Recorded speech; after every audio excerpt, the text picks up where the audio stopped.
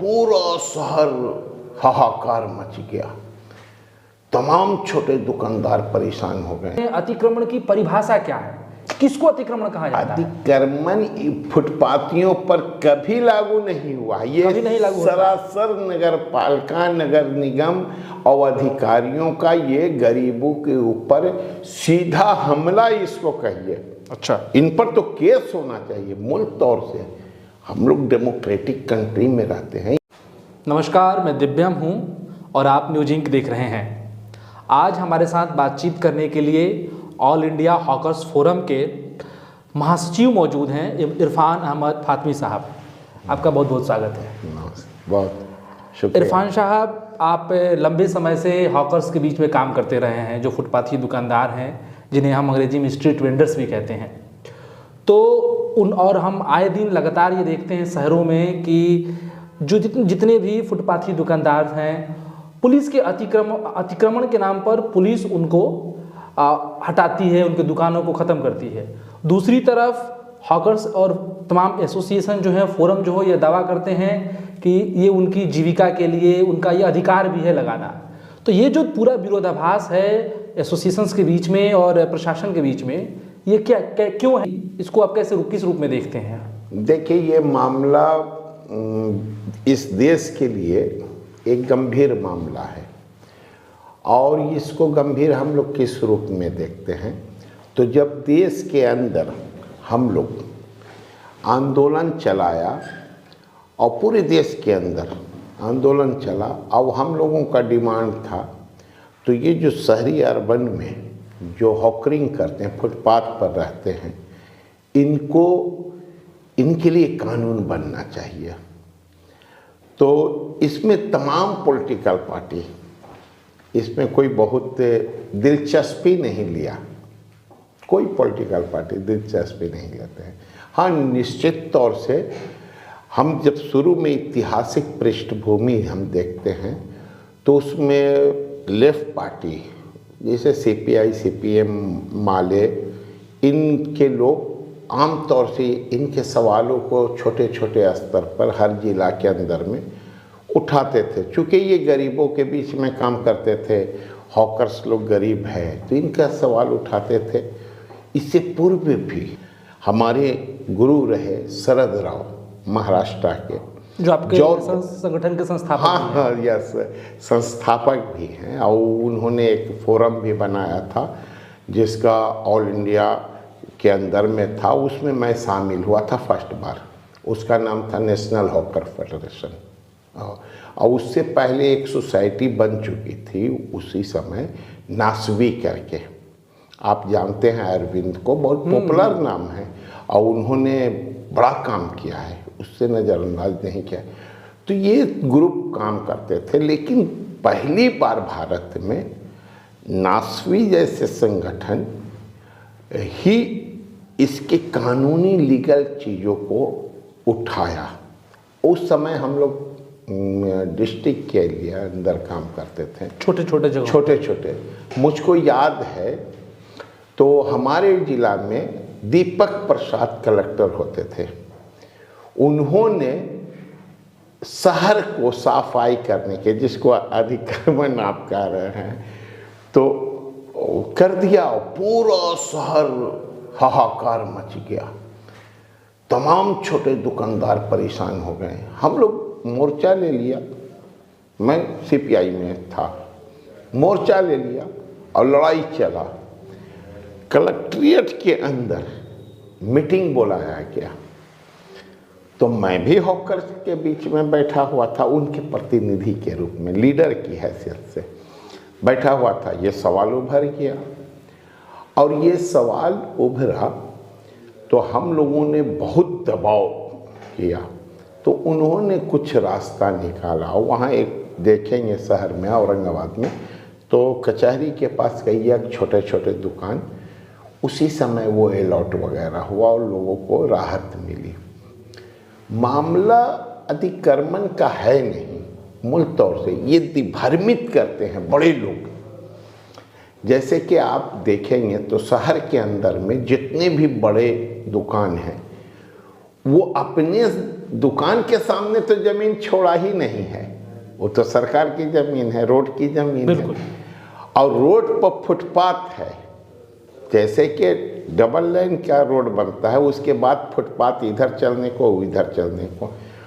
तो street vendor तो उसी फुटपाथ पर काम करते हैं, आवाज़ से नहीं करते, सदियों से कर रहे हैं। जब से दुनिया विकसित हुई और उसके अंदर में शहरीकरण जैसे जैसे होता रहा, तो मेला ठेठा को हटते हुए शहर के अंदर में फुटपाथ हो गया और वही स्ट्रीट वेंडर हुए। और ये चीज़ बड़े दुकानदारों को पचता नहीं है। तो जैसे मैं बता दूं आपको, तो रेमेंट का या किसी और का या वीआईपी का कोई दुकान है, जो भी बड़ी दुकानें हैं, और उसी दुकान के सामने उसी तरह का बैग हम 200 रुपया में बेच रहे हैं और वहाँ 2000 में मिल रहा है। तो ग्राहक आता है, देखता है, अरे 2 दिन का तो हमको ये बैग का काम है, लेता है, हम लोगों से चल देता है, तो उनको परेशानी होती है। एक दूसरी बात ये है, तो जो जमीन सरकार का हड़प लिया है, जो बिल्डर या मकान मालिक, तो सरकार फुटपाथ को हटा के आम लोगों का आक्रोश जो है उसको पाटना चाहती है और कहती है तो हम अतिक्रमण हटा रहे हैं। अब बीच में यहाँ आपको मैं रोकूंगा कि संविधान के अनुच्छेद 19 का हवाला भी दिया जाता है कि उसके तहत फुटपाथ पे जो दुकानदारी और रोजी रोटी के लिए ये आपका मौलिक अधिकार भी है कि आप कर सकते हैं। लेकिन अतिक्रमण का जो बार बार प्रशासन कहता है कि किस अतिक्रमण कह करके छोटी छोटी दुकानों को हटाता है, तो आपके नज़र में अतिक्रमण की परिभाषा क्या है? किसको अतिक्रमण कहा जाता है? अतिक्रमण फुटपाथियों पर कभी लागू नहीं हुआ। ये नहीं लागू, सरासर नगर पालिका, नगर निगम और अधिकारियों का ये गरीबों के ऊपर सीधा हमला इसको कहिए। अच्छा, इन पर तो केस होना चाहिए मूल तौर से। हम लोग डेमोक्रेटिक कंट्री में रहते हैं। ये जितनी सामान बर्बाद हुए हैं, जितने जगह उनको तबाह किया गया है, हम लोगों को तो मूलतः उस अधिकारी पर केस करके उनको सजा दिलवाना चाहिए। तो यह अमानवीय तरीका है। आप कैसे उसको, जमीन जब उसका है नहीं, उस पर हम काम करते हैं, जमीन किसी दूसरे का है,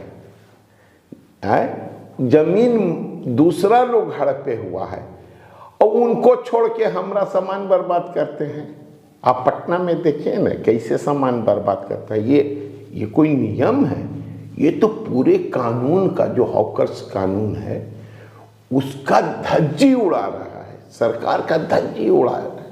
माननीय कोर्ट भी तो एक दिन बयान अपना दिए। तो ये क्या तमाशा है? एक हॉकर्स को पीट के पुलिस ले जा रहा था, आप देखे, कोर्ट का फैसला है और उन्होंने चिताया। फिर भी इस मुल्क का जो हुकूमत है और इस राज्य का जो हुकूमत है, अमानवीय तौर तरीका का है, गरीबों के विरोधी है। आए दिन हम देखते हैं कि सड़कों पर मतलब उनके साथ बदसलूकी भी करती है, उनके सामान भी उठा लेती है नगर पालिका और नगर निगम के तमाम लोग। एक बात आपसे मैं पूछता हूँ, कोई सामान जब सरकार जब्त करती है तो उसका सीजर लिस्ट देना चाहिए कि? बिल्कुल, उसका लिस्टिंग। एक केस बता दे कोई नगर पालिका या कोई थाना, तो हम इस जगह अतिक्रमण किया और इतना झोला, इतना ये, इतना ठेला, इतना टोकरी, इतना फलां चीज़ हमने जब्त किया, एक दिखला दे।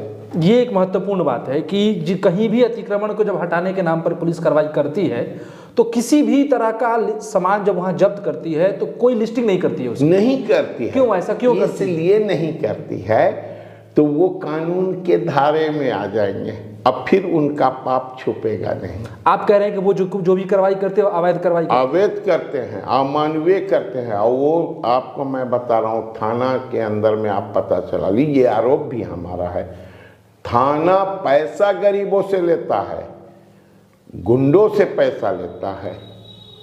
गुंडा जो उस इलाका का है वो लोग हॉकर से पैसा लेते हैं और बड़े बड़े सुदखोर लोग अपना पैसा हॉकर के ऊपर लगाते हैं। इसीलिए तो हम लोग का मांग था तो इनको जीरो बैलेंस पर आप लोन किया जाए। तो माननीय प्रधानमंत्री ने जो लाल किला से उन्होंने घोषणा किया, और बिहार के अंदर में भी जो 10,000 रुपया देने का वो अब 50,000 रुपया तक गया। तो ये चल रहा लड़ाई, इसी में ये भी आप लोगों का आंदोलन और संघर्ष एक तरह की जीत के तौर पे है। जीत के तौर पर ये सब हम मानते हैं। देखिए 2-3 चीज़ें हैं। पहला नंबर, जब भारत में हॉकर्स के लिए कानून ना था, एक मामला वो है। उससे पहले जब कानून बना, लेकिन अभी तक कोई राज्य सही से लागू नहीं कर सका।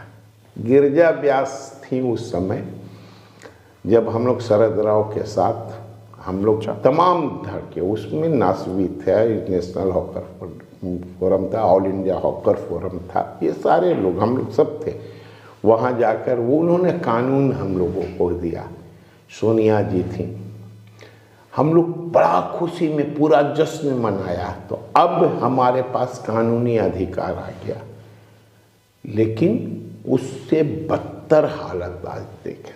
कानून मिलने के बावजूद हम अपने आप को डेमोक्रेटिक कहते हैं। आप जांच कीजिए इसको, आपकी आंखों से आंसू आ जाएगा।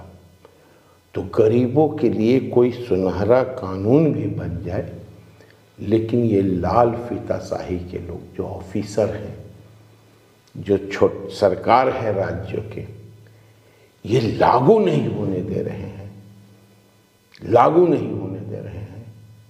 आप बताइए, आपसे मैं पूछना चाहता हूं, तो जितने छोटे उद्योग हैं, लघु उद्योग, जिसके लिए सरकार दिन रात घोषणा करती है, उसका मार्केट कहाँ है? बोलिए, कहाँ है मार्केट? वही फुटपाथ है। बिल्कुल, उन फुटपाथों पे लोग लगा करके, जो शहर के बगल में छोटे किसान बच गए हैं, जो सब चीज बिक रहा है, बेचते हैं। हाँ, हर एक चीज फुटपाथों पर बिकता है। हाँ, जो छोटे किसान हैं, और शहर के अर्थव्यवस्था में एक बड़ा हस्तक्षेप भी रखते हैं वो। अर्थव्यवस्था की नहीं, जीडीपी का एक बड़ा तबका। आप देखिएगा, अर्थशास्त्री से इस पर किसी से बात आप कीजिएगा, फुटपाती लोग जीडीपी का एक बड़ा तबका देता है, सहयोग कर रहा है देश को उन्नति के रास्ते पर। लेकिन जो बड़े बड़े कंपनियों को पैसा देके माफ कर दे रहे हैं, करोड़ों मिलियन तोहफा में देके, वो क्या कर रहे हैं? वो क्या कर रहे हैं? अरे उन बड़े कंपनियों के रद्दी मालों को हम उनको मूल पूंजी वापस कर देते हैं, गरीबों को सस्ते दरों पर उनके जो कटी कुटी प्रोडक्ट होता है वो देकर वो उसको भी बेच देते हैं। तो ये जरूरत है इस मुल्क के लिए। इतनी बड़ी आबादी, लोग गरीबी रेखा के नीचे कितनी बड़ी तादाद है। तो ये इस किस्म का हॉकर्स लोग को तंग किया जाएगा, तो समझिए तो हॉकर्स के बेहतर जिंदगी के साथ ही नहीं, बल्कि आम नागरिक के साथ खिलवाड़ इस मुल्क का लोग कर रहा है। 2014 में स्ट्रीट वेंडर्स के लिए सबसे लेटेस्ट कानून जो बनकर आया, उसमें ये कहा गया कि हर एक राज्यों में, हर एक शहरों में वेंडिंग जोन बनाए जाएं, उनके लिए अलग व्यवस्था की जाए। सरकार ये मानती है कि उनका एक जीडीपी में जो जिस आपने भी जिक्र किया कि बड़ा हस्तक्षेप है और एक बड़ा तबका, बड़ी हिस्सेदारी है, 20% हिस्सेदारी एक ऐसी है कि जो अपनी जीविका चलाती है कुछ कुछ करके। प्रधानमंत्री पकौड़ा तलने को जब रोजगार कहते हैं, तो आप देख सकते हैं कि उन्हीं फुटपाथ और स्ट्रीट वेंडर्स के बारे में जब कानून बनता है, तो किन किन राज्यों में इन्हें लागू किया गया है और क्या स्थिति है, ये हम आपसे जानना चाहते हैं। देखिए, मैं पहले भी आपको बताया, तो संघर्ष के जरिए कुछ रास्ता और कानून निकाला गया, लेकिन अमली जामा कैसे पहनाया जाए? हम लोग के गांव में लोग कहते हैं, तो सरसों में से भूत झड़ाता है, और सरसों में भूत लग जाए तो कौन चीज़ से झाड़िएगा? कौन सी चीज़ पे? स्ट्रीट वेंडर्स के लिए बिहार सरकार भी बनाया और केंद्र सरकार भी कानून बना दिया, काम भी चल रहा है, ऐसा नहीं है। बिहार में सर्वे हुआ स्ट्रीट वेंडर्स का, सरकार आज तक उस सर्वे की रिपोर्ट पेश कर सकी? तो हमारे स्टेट में कितने स्टेट वेंडर हैं? सर्वे हो गया, पैसा निकासी हो गया, पैसा कुछ कंपनी के लोग उठा लिए, खा गए, लेकिन रिपोर्ट आज भी नहीं है सरकार के पास। तो हमारे स्टेट में कितना हॉकर्स हैं? फिर उसमें भी आप देखिए, ये अर्बन हॉकर्स की बात मैं कर रहा हूँ, और ग्रामीण हॉकर्स को जोड़ देंगे तो ये संख्या और बढ़ जाएगी। हम अर्बन को कहते हैं 20%, जो आप कह रहे हैं, बिल्कुल, और ग्रामीण में चले जाएंगे तो 35% आबादी हो जाएगी। और कोरोना के बाद ये आबादी और फैल गई, कंपनियां बंद हुए, बड़े बड़े कारखाना बंद हुए, तो रोजगार के लिए कहाँ जाएगा? तो फुटपाथों पर, फुटपाथ पर। तो इस पूरे चीज़ों को आपको देखना पड़ेगा राष्ट्र की नीति के साथ। और स्ट्रीट वेंडर्स जितने सशक्त होंगे, जितने मजबूत होंगे, उतना सरकार को भी लाभ होगा और आम जनता को भी सहूलियत होगा। अब आपको बताता हूँ, कोरोना में आप याद कीजिए, कोरोना में सबको तो प्रधानमंत्री प्राइज दिए, ये कर्मी हैं, तो डॉक्टर को, तो इंजीनियर को फूल बरसाए गए उन पर। लेकिन आम नागरिक को, आम लोगों को ईमानदारी से कसम खा के लोग कहे तो जरूरत की सामग्री कौन पहुंचा रहा था उनके दरवाजे पर? सिर्फ और सिर्फ हॉकर्स। और उसको अपमान में क्या मिल रहा था? उसको अपमान में लोग मार रहा था, पुलिस खदेड़ रहा था, लेकिन ठेला लेकर हरी सब्जी, दूध, फल, सारी चीज़ें हर मोहल्ले में, हम लोग तो कुछ जिलाओं के अंदर में ठेला वालों को प्रशासन का मदद लेकर, कुछ जगह पर प्रशासन भी अद्भुत काम किया, वो पहचान पत्र दिया और वो उसी मोहल्ला में बेच रहा था, सामान लाने जाता था, उस मोहल्ला में पहुंचाता था। तब जाके हम लोग कोरोना से, भारत जैसी कंट्री मुकाबला किया। इनके डॉक्टर फेल हो गए और सारे लोग फेल हो गए, लेकिन हॉकर्स सारे खतरे को उठाकर। क्या पटना में कोई वेंडिंग जोन सरकार के द्वारा बनाया गया कहीं? देखिए, वेंडिंग जोन का पैसा वैसा बहुत निकला। आप जाइए पटना के में, आपके जाकर जो ये है ना गांधी मैदान, उसके अपोजिट साइड में जाके देखिए, ढड्ढा बना हुआ है टीन का। अच्छा, वो लंगटोली तरफ जाइएगा, ढड्ढा बना हुआ है। फिर और भी इलाका में जाइएगा, ढड्ढा बना हुआ है। कुछ जगह पर नो वेंडिंग जोन। होता क्या है, कानून है, तो इस वेंडिंग जोन को कौन तय करेगा? कौन तय करेगा? जो वेंडर है वो नहीं तय करेगा। पहले सर्वे, उसके बाद उनका जोनल कमेटी बनेगा, और वो फिर नगर पालिका में जाकर, नगर निगम में जाकर उनका एक बॉडी बनेगा, कमेटी। बिल्कुल। और वो कमेटी में प्रस्ताव आएगा और उनसे बहस होगा, तो किस जगह पर हॉकर्स को रहना चाहिए, कहाँ ना रहना चाहिए, ये। और फिर कुछ नियम है, तो अस्पताल के पास नहीं रहना है, स्कूल के पास नहीं रहना, ये कुछ नियम है। तो उन तमाम चीज़ों को देखकर, फॉलो करके, फिर वो इलाका को चिन्हित करना है, हॉकर की संख्या को बताते जहाँ उनकी बिक्री भी बेहतर ढंग से हो सके। हाँ, अरे जीविका का सवाल है ना। सरकारें वेंडिंग जोन ने यह भी करती है, कहीं भी बना देती है, वो इसे नहीं, बाजार से कोई ताल्लुक ही नहीं रहे कर। तो इसमें दो किस्म की चीजें हैं।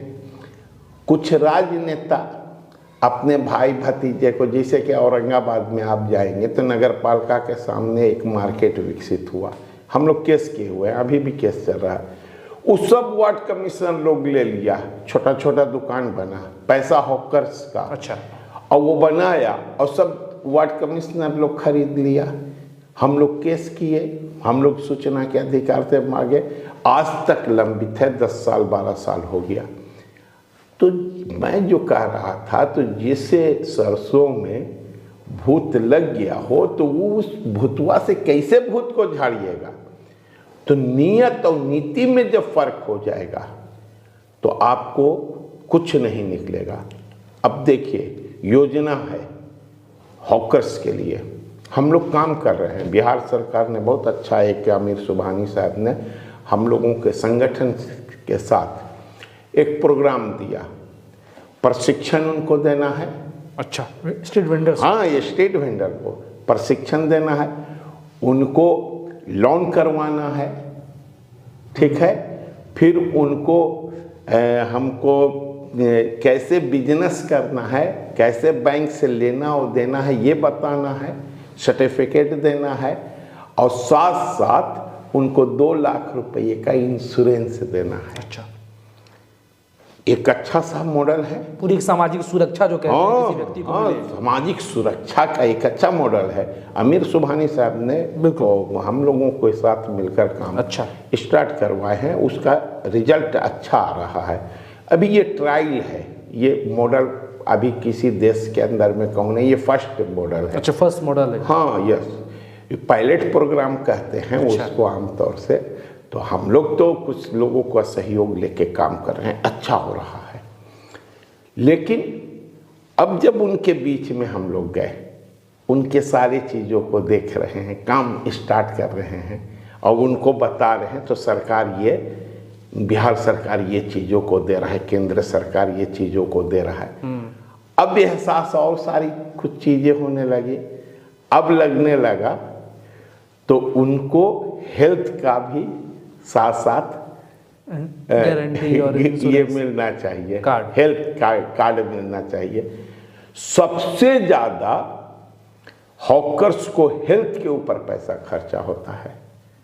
दिन भर धूप ताकते हैं, बारिश में भीग जाते हैं, धूप में जलते रहते हैं, तो वो वक्त से पहले बीमार हो जाते हैं, बूढ़े हो जाते हैं, जिंदगी खोते हैं, और तब अपने बाल बच्चों के लिए जीव का ये करते हैं। तो अब ये बताइए आपको, तो आम नागरिक को हेल्थ की सुविधा यहाँ देने का रोज सरकार वादा कर रहा है। बिल्कुल, लेकिन इतना बड़ा क्षेत्र हॉकर्स का है, फुटपाथियों का है, एक बड़ी आबादी, क्यों नहीं इनको हेल्थ कार्ड मिलना चाहिए? ये सवाल खड़ा हो गया ना। बिल्कुल। अब आइए, उनके बच्चे को शिक्षा क्यों नहीं मिलना चाहिए? सरकार घोषणा कर दिया तो हम बच्चों को शिक्षा देंगे, और हर प्राइवेट स्कूल में भी हम 10% या 2% क्या है वो सरकार ने घोषणा किया, तो उसमें उनको देंगे। जो गरीब हैं, तो हॉकर के बच्चे गरीब हैं, कोई भी बड़ा स्कूल वाला लेता है, उनको कोई नहीं लेता, उन्हीं को लेता है जो उनके यहाँ नौकर हैं, उन्हीं के बच्चे को बता देगा तो यही गरीब है। तो भाई ये तो व्यवस्था अजीब वो गरीब है। अब एक छोटा सा सवाल आपसे पूछ रहा हूँ, छोड़ दीजिए बड़ी बड़ी पॉलिसी की बात। पूरे भारत में हॉकर जोन में जो बनाया है, जैसा भी बनाया है, हम उस पर कोई सवाल नहीं उठा रहे हैं। अरे डूबते लोगों को तिनका का सहारा होता है ना। बिल्कुल। तो हम लोग तो डूबे हुए लोग हैं, तो तिनका पकड़ा गया तो चलिए भाई, सबको शहर को साफ उफ करके चकाचक करके हमको एक कोना में आप ढकेल दिया, जैसे पटना में ढकेला जा रहा है। तो उसमें आप ढकेल दिया उस जगह पर, तो उसमें औरतें भी हैं, मर्द भी हैं, है ना? बिल्कुल। कितनी औरतें देखते हैं ना, छोटी छोटी टुकड़ियां लेके बैठी रहती हैं, उनको पेशाब लग जाए, पैखाना लग जाए, उनकी ज़रूरत नहीं है भाई। 24 घंटा 32 घंटा कहाँ रहेंगे? एक नगर पालिका एक शौचालय बनाया है उनके लिए, कोई है तो बता दे। तो जो मर्द या जो औरत अपने मल मूत्र को बर्दाश्त करके रखे हुआ है, तो वो कितना दिनों तक सस्टेन करेगा? मैं आपसे पूछ रहा हूँ, तो ये अमानवीय है कि नहीं? ये बिल्कुल अमानवीय है। सवाल यहीं से एक और खड़ा होता है कि प्रधानमंत्री मोदी की बहुत ही महत्वाकांक्षी योजना स्मार्ट सिटी योजना, स्मार्ट शहर बनाने की योजना है।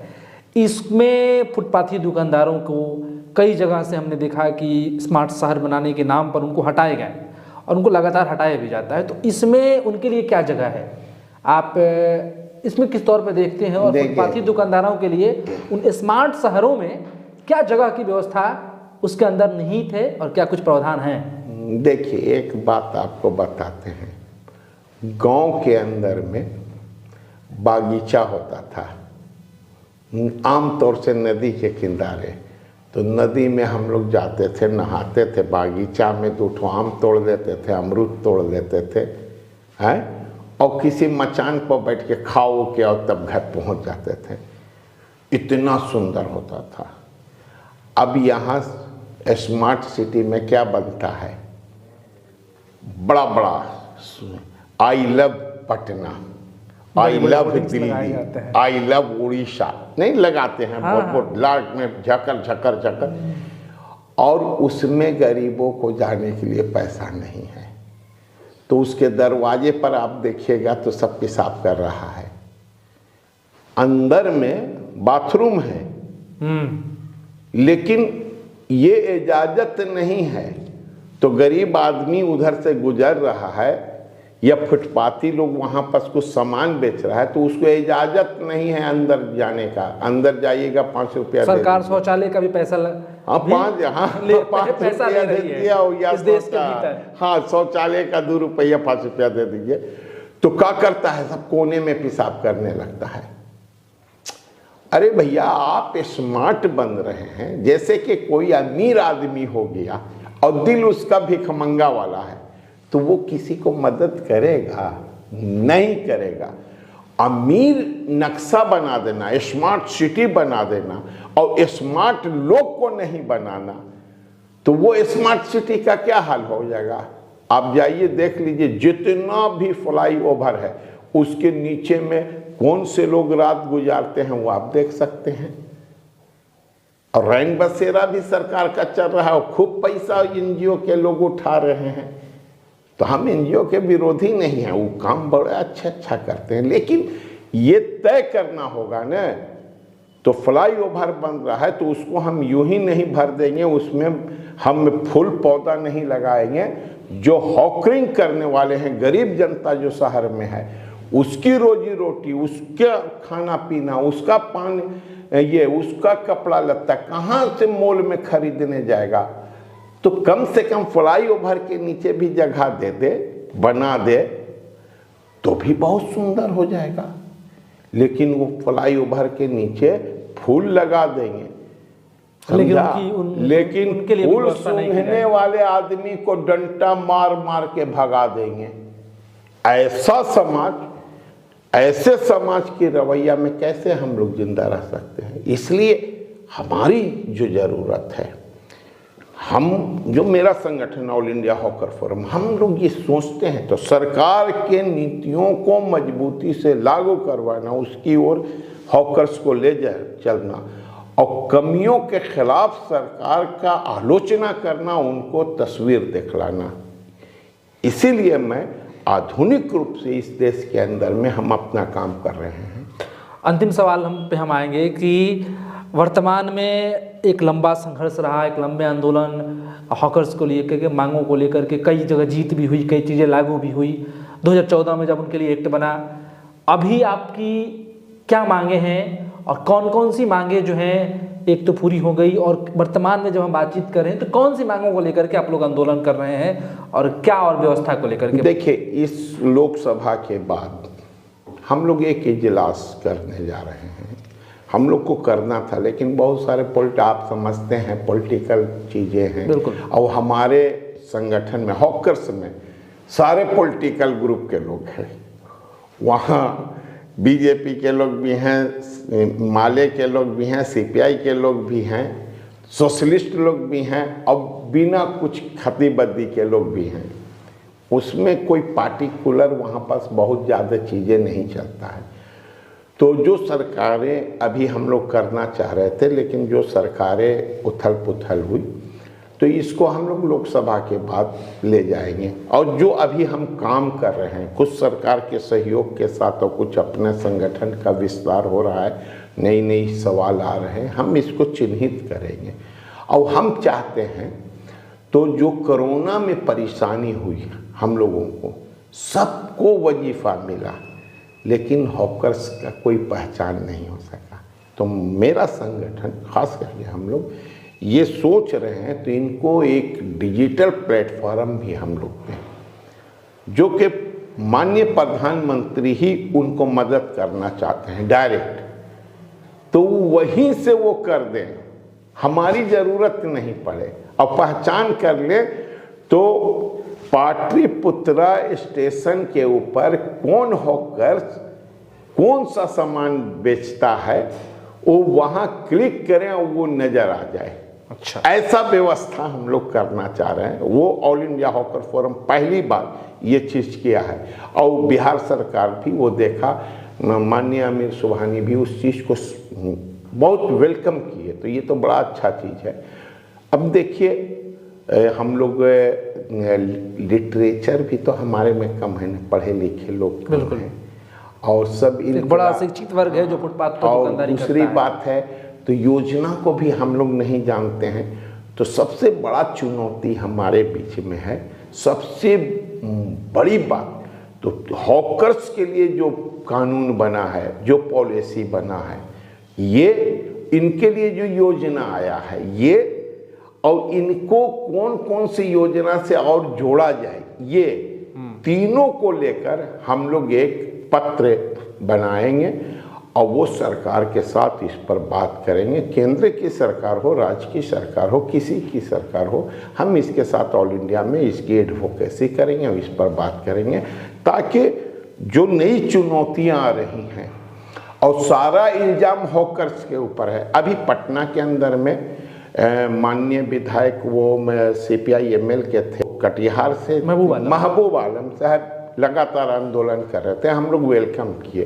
भाई सरकार में रह के उनके पार्टनर और तेजस्वी यादव के पास थे, और उसी के वो लेफ्टिनेंट थे, लेकिन अब बताइए, तो उनकी बात सरकार नहीं मानी, और उनके खास सहयोगी थे, तो हम नरेंद्र मोदी को गाली क्या दें?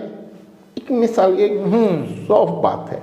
सवाल ये नहीं है, सवाल ये है तो न्यायिक व्यवस्था जब बहाल करना चाह रहे हैं तो नीचे से लेके एकदम अपर ऊपर तक के लोगों के साथ सम्मान न्याय का रास्ता आपको खोलना पड़ेगा, उनकी बातों को सुनना पड़ेगा, उनके भाव को समझना पड़ेगा, उनके साथ संवाद करना होगा, और तभी जाकर आप हॉकर्स की समस्याओं को हल कर सकते हैं।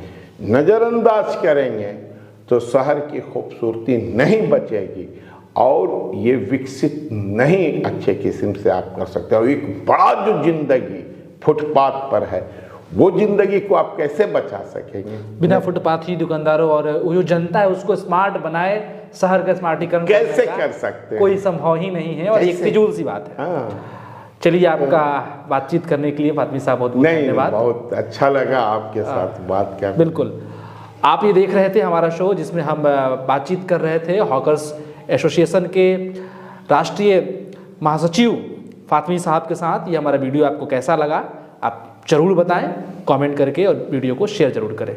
आपका बहुत बहुत धन्यवाद। नमस्कार।